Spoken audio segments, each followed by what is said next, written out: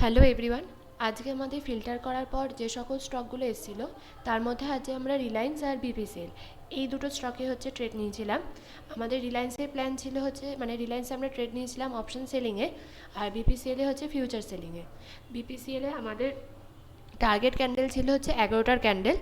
আমাদের প্ল্যান ছিল যে 11টার ক্যান্ডেলকে, অর্থাৎ এই ক্যান্ডেলটিকে আপসাইডে ভলিউম ক্যান্ডেল যদি ব্রেক করে তাহলে আমরা অপশান সেলিংয়ে পিতে প্ল্যান করব, আর যদি ডাউন সাইডে ভলিউম ক্যান্ডেল ব্রেক করে তাহলে আমরা সি অর্থাৎ কল সেলে প্ল্যান করব।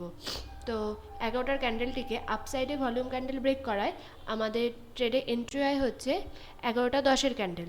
ইনিশিয়াল স্টপ লস ছিল হচ্ছে 11টার ক্যান্ডেলের হাই, আর টার্গেট ছিল হচ্ছে 1:1-এ। আর আমাদের ট্রেডে এন্ট্রি হয় হচ্ছে 11টা 10-এর ক্যান্ডেল।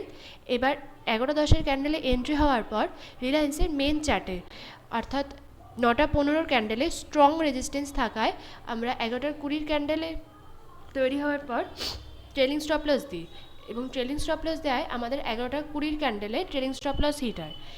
আর যে সেকেন্ড যে ট্রেডটা ছিল সেটা হচ্ছে বিপিসিএল।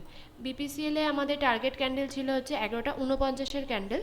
আমাদের প্ল্যান ছিল যে যদি এই 11টা 49-এর ক্যান্ডেলকে ডাউন সাইডে ভলিউম ক্যান্ডেল ব্রেক করে তাহলে আমরা সেল সাইড প্ল্যান করব। বিপিসিএলে আমরা ফিউচার সেলিং প্ল্যান করেছিলাম। আমাদের ইনিশিয়াল স্টপ লস ছিল হচ্ছে 11টা 49-এর ক্যান্ডেলের হাই। তো ট্রেডে এন্ট্রি হয় হচ্ছে 11টা 52-এর ক্যান্ডেলে। ট্রেডে এন্ট্রি হওয়ার পর আমাদের ইনিশিয়াল যে স্টপ লস সেটা হিট হয়। আমরা ট্রেডে আমাদের টেলিগ্রাম চ্যানেলে অলরেডি রেজাল্ট দিয়ে দিয়েছি।